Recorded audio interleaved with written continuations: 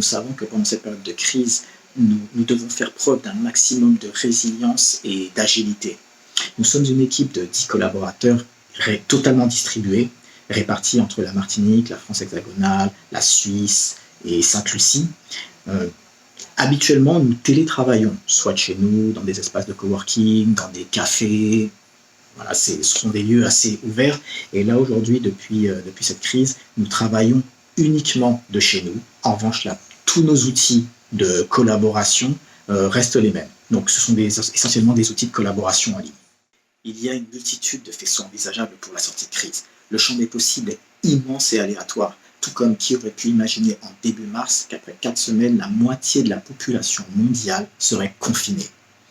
Ce qui est certain, c'est que les mesures du gouvernement vont dans le bon sens. Le bémol, c'est qu'elles sont inaccessibles ou inadaptées pour des petites structures en difficulté et qu'elles prennent du temps à être ajustées. Mon message aux chefs d'entreprise martiniquais et à nos voisins caribéens, c'est que nous savons tous que ce moment passera. Il est plus ou moins douloureux en fonction du statut de nos entreprises et aujourd'hui, nous devons être agiles, malins et ingénieux dans la gestion de nos activités pour passer cette crise. Donc, je partage un message qui se veut positif pour inciter à continuer le combat et on se revoit après tout ce bazar pour reprendre nos activités de plus belle.